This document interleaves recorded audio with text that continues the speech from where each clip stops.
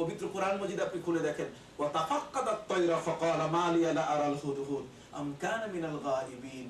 আমাদের আলোচনা তো 3 দিন পর্যন্ত। কয়দিন পর্যন্ত? ইনশাআল্লাহ আসবেন কিনা বলুন? হাত উঁচু করে বলেন আসবেন কিনা ইনশাআল্লাহ? আপনারা সবাই আসবেন, আমরা আলোচনা করব, আমরা জানবো ইসলামটাকে। কি বলেন, ঠিক কিনা? আমরা জানতে চাই দালিলিক ভাবে, দলিল দিয়ে আমরা জানবো ইসলামকে, ওই ফাঁক ফুকর ভুয়া কথা দিয়ে না। কথা বুঝতে, ব্রিটিশ কি করেছে আর ওই অমুক কি করেছে তমুক, ওই কাহিনী নয়। কোরআন এবং হাদিসের মধ্যে কি আছে, সাপোর্ট, ডাইরেক্ট সাপোর্ট আছে কিনা। যদি ডাইরেক্ট সাপোর্ট না থাকে তাহলে ওটা আমরা মানবো না, সাপোর্ট থাকলে আমরা কি করবো, মানবো। কথা কি বুঝতে পেরেছেন? সম্মানিত সুধী, এই জন্য আমি আপনাদের খেদমতে আরজ করতে চাই, এই জগতের মধ্যে আল্লাহ পাক রব্বুল আলামিন তার এমন কিছু প্রিয় বান্দাকে তিনি রেখে দিয়েছেন যারা সাধারণ নয়, যারা কি অসাধারণ। বলুন, যারা কি, যারা যা বলেন, ওয়া ইন্না মিন ইবাদিল্লাহি মান লাউ আকসামা আলাল্লাহি লা আবাররা। আল্লাহর এমন কিছু বান্দা আছে, আল্লাহর ওই বান্দা যখন আল্লাহর কাছে কিছু বলে সাথে সাথে আল্লাহর দরবারে কবুল হয়ে যায়, সাথে সাথে আল্লাহর দরবারে কি হয়ে যায়, কবুল হয়ে যায়। এই জন্য আমি আপনাদের খেদমতে বলতে চাই, আমার নবীজি বললেন এই কবরে 2 জন ব্যক্তির শাস্তি হচ্ছে। কয়জন? 2 জন। তার মধ্যে একজনের শাস্তি হচ্ছে পেশাব থেকে নিজকে রক্ষা করত, আর দ্বিতীয় নম্বর হচ্ছে সুগলখুরি করত, পিন মারত। তার মানে একজন ব্যবসায়ীর সাথে আরেকজন ব্যবসায়ী এমন কথা কইতো যে 2 জনের মধ্যে কয় তোমার বিরুদ্ধে ও শুরু করছে, এই স্বামী স্ত্রীর মধ্যে দ্বন্দ্ব সৃষ্টি করতো, ভাই ভাইয়ে দ্বন্দ্ব সৃষ্টি করতো, কমিটির একজনের সাথে আরেকজনের, মসজিদ কমিটি ওইটা যে তোমার হিসাবই করে না। কি আমার হিসাব করবে না, আমি তো একজন সদস্য, হিসাব করে না মানে তার কারণ কি, এই কারণে, মানে এমন কিছু কথা বলে দেয় যাতে 2 দলের মধ্যে সংঘর্ষ শুরু হয়। আল্লাহর নবী বললেন এই 2 কারণে কবরে শাস্তি হচ্ছে। সাহাবায়ে বলেন হুজুর আমরা ওদের বাড়িতে একটু যাই। যাও, বাড়িতে যাইয়া দেখে যার কবরের সম্পর্কে রাসূল বলেছেন পেশাব থেকে নিজকে রক্ষা করতো না, তার স্ত্রী রিপোর্ট করছে যে এটা এমন, ওরা পেশাব থেকে নিজকে রক্ষা করতো না। আর দ্বিতীয় জনের স্ত্রী বলছে যে জীবন ভরা সে পিন মারছে, পাইন মারছে, এই কামটা করছে। তাই ওরা দেখে অবাক হয়ে গেল, আল্লাহর নবী মিথ্যা বলেন না। সেই নবী কবরের ভেতরে কি হয় তাও বলে দিচ্ছেন। হযরত আব্দুল্লাহ ইবনে আব্বাস রাদিয়াল্লাহু তাআলা আনহুমার হাদিস তিরমিজি শরীফে আছে, নাসাই শরীফে আছে। ভাইরা আমার, হযরত ওমর ফারুক রাদিয়াল্লাহু তাআলা ব্যারিকেড সৃষ্টি করলেন, নবীজি বললেন না আমি 71 বার যদি দোয়া করি, মনে আছে কিনা, কতবার, আমি যদি 71 বার দোয়া করি তাহলে সেই দোয়াটা হবে কিনা। হযরত ওমর বলেন হুজুর আমি 70-এ আছি, 71টা আপনি বুঝেন, আপনি যান। নবীজি চলে গেলেন সেখানে। যাওয়ার পরে ঘন্টার পর ঘন্টা চলে যাচ্ছে, লাশ উপস্থিত হচ্ছে না। তখন তিনি ধমক দিয়ে বললেন আব্দুল্লাহকে, আব্দুল্লাহ লাশ কই, খোদার কসম আমি তো লাশ দেখতেছি। তার মানে আমার নবীজি পৌঁছার আগে তারা লাশটাকে দাফন করে ফেলছে। কথা বলুন, কথা কি বোঝা গেছে? লাশটাকে কি করছে, নবীজি বলছেন আমি কিন্তু দেখছি, লাশ বাইর করো, লাশ দাফন করেছো তোমরা। ওরা লাশ দাফন করেছে এই কারণে যদি সবাই জানে যে এটা তো মুসলমানের ক্ষতি করছে জীবনে। নবীর পরিবারটাকে ফাটল সৃষ্টি করার জন্য রাসূলের থেকে মায়েশাকে 1 মাসের জন্য বাপের বাড়িতে রাখার ব্যবস্থা করেছে। এই তো খুব ভালো মানুষ, মহা ভালো মানুষ। কাজী এই লোককে যদি রাসূল আসেন তাহলে কুকুরের দ্বারা তার গোশত খাওয়াবেন, শ্রীগালের দ্বারা তার দেহ তিনি খাওয়াবেন, তাকে কবর দিতে দিবেন না। এ ছিল তাদের মানসিকতা। আমার নবীর সম্পর্কে তাদের ধারণাই ছিল না। আমার নবী তো দয়াল নবী। আমার নবীজি করলেন তোমরা তাড়াতাড়ি লাশ উঠাও কবর থেকে। এই জন্য ইমাম বুখারী রাহমাতুল্লাহি আলাইহি তার বুখারী শরীফের মধ্যে শিরোনাম এনেছেন আলিয়ুন আব্বাসুল মাইয়িতু মিনাল কবর। কোন লাশ দাফন করার পরে কবর থেকে তাকে উঠানো জায়েজ কিনা। এই আইনে পরিণত হয়েছে এখন আমাদের দেশে যে কোনো লাশ দাফন করার পরে যদি কোনো ক্লেম আসে তাহলে প্রয়োজনে সেই লাশটাকে কবর থেকে তোলা যায়। এটা দলিল হচ্ছে ওই নবী করিম সাল্লাল্লাহু আলাইহি ওয়াসাল্লাম আব্দুল্লাহ ইবনে উবাই ইবনে সুলুল মুনাফিকের লাশটা কবর থেকে কি করছিলেন, তুলছিলেন। দেখছেন কি সুন্দর দলিল।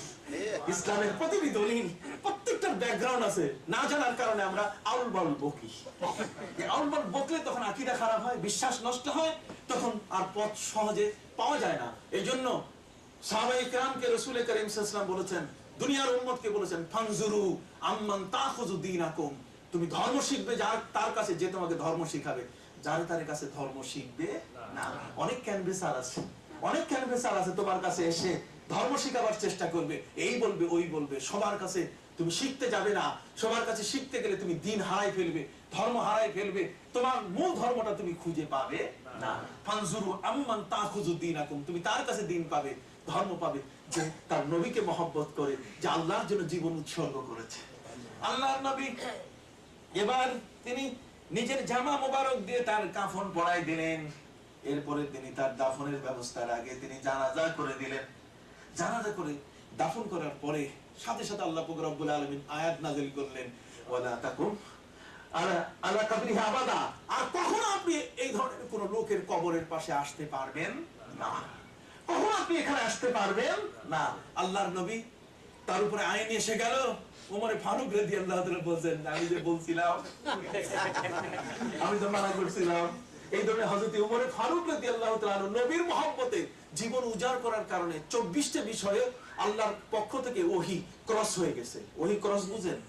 আপনি দেখবেন আমাদের বাংলাদেশে এটা খুব হয়। এটা হলো যে টেলিফোনে আপনি কথা বলতেছেন, ওই সময় আরেকজনের কণ্ঠের আওয়াজ শোনা যায়, ক্রস কানেকশন। হযরত ওমর নবীর প্রতি এত মহব্বত করেছেন, এত মহব্বত করেছেন, কখনো ওহী হযরত ওমরের সিনার মধ্যে ক্রস কানেকশন হয়ে যেত। আল্লাহ সুবহানাল্লাহ, কি হতো? Cross connection. এইজন্য আল্লাহর নবী বলেন, লিকুল্লি নাবিয়্যিন রাজুলুন মুনহাম। রাসূল বলেন প্রত্যেক নবীর যুগে এই ধরনের কিছু ওলি, এই ধরনের কিছু ব্যক্তি যাদেরকে আল্লাহ পাক রব্বুল আলামিন ক্রস কানেকশনের ব্যবস্থা করে দিয়েছেন। নবীর যুগে হযরত ওমর 24টা বিষয়ে ক্রস কানেকশন হয়েছে। তার মধ্যে একটা এই, যেখানে হযরত ওমর ফারুক নবীকে বাধা দিলেন, যাওয়া হবে না, ঠিক ওই নিয়ম অনুযায়ী আল্লাহ তাআলা আয়াত নাযিল করলেন যে আর কোনদিন তাদের কবরে দাঁড়াতে পারবেন না। কথা কি বুঝতে পেরেছেন? আল্লাহ নবী সেখানে গেলেন কেন? তার লাশ দাফন করলেন নিজের জামা দিয়ে, জানাজা দিয়ে। তার কারণ হলো পৃথিবীর কোন মানুষ যেন বলতে না পারে যে একজন টুপিওয়ালা, একজন দাড়িওয়ালা, একজন লেবাসওয়ালা মানুষ দেখতে তো মুসলমান ছিল। কথা কন না?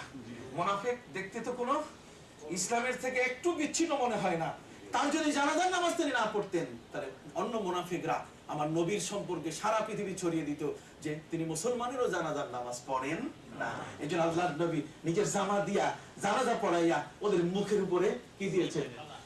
তালা দিয়ে দিয়েছেন, যারা জীবনে কোনোদিন রাসূলের সমালোচনা করতে না পারে। সম্মানিত শুধু এই মহান রাসূলের উম্মত আমরা। কথা বুঝতে পেরেছেন? যার অনুসরণ করে জগতে নবী আমার রাসূলের অনুসরণ করে যত ওলি, যত পীর মাশায়েখ সেই সত্য ধর্মটা আমাদেরকে পাঠিয়ে দিয়েছে। ইনশাআল্লাহ এর আলোকে আগামীতে আমরা বিস্তারিত আলোচনা শুনবো।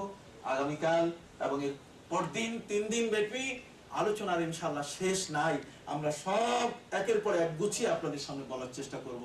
আপনাদের দাওয়াত থাকলো আপনাদের প্রতি শ্রদ্ধা নিবেদন করে আজকের মতো এখানেই। হুয়াল্লাযী আরসালা রাসূলাহু বিল হুদা ওয়া দীনিল হক, ওই মহান আল্লাহ যিনি সত্য ধর্ম দিয়ে তার নবীকে পাঠিয়েছেন। আর এই ধর্মটি আজ সকল ধর্মের উপরে, কেন সারা পৃথিবীতে চায় এই ধর্মটি নিভে যাক, কিন্তু কোনোদিন তা নিভবে না। কেন নিভবে না, এটার উপরে আগামীকালকে আলোচনা হবে ইনশাআল্লাহ।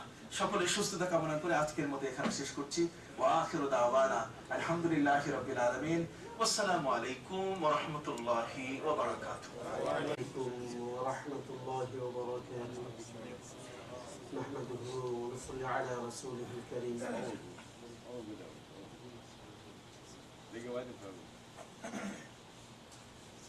সম্মানিত উপস্থিতি,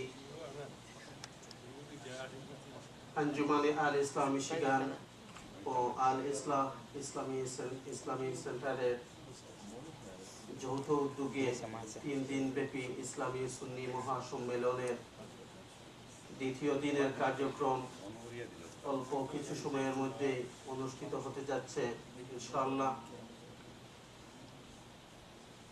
আজকের দ্বিতীয় দিনের মাহফিলে সভাপতি আসন গ্রহণ করার জন্য আমি সবিনয় অনুরোধ জানাচ্ছি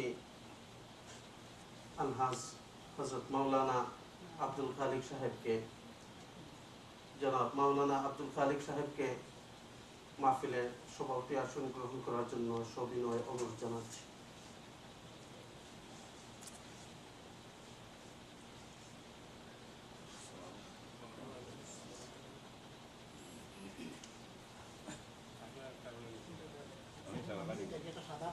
মহাসম্মেলনের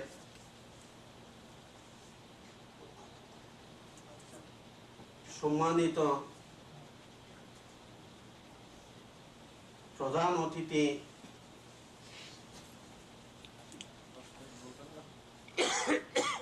উস্তাজুল মুহাদ্দিসিন, মুফাসসিরিন, ফুকাহা, বিশিষ্ট ইসলামী চিন্তাবিদ,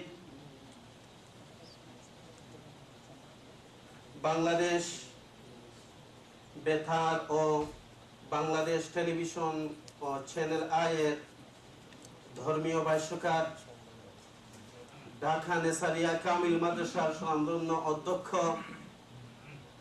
ঢাকা আমিনবাগ জামি মসজিদের সম্মানিত খতিব হযরতুল আল্লামা কফিল উদ্দিন সরকার সালেহী সাহেবকে প্রধান অতিথির আসন গ্রহণ করার জন্য আমি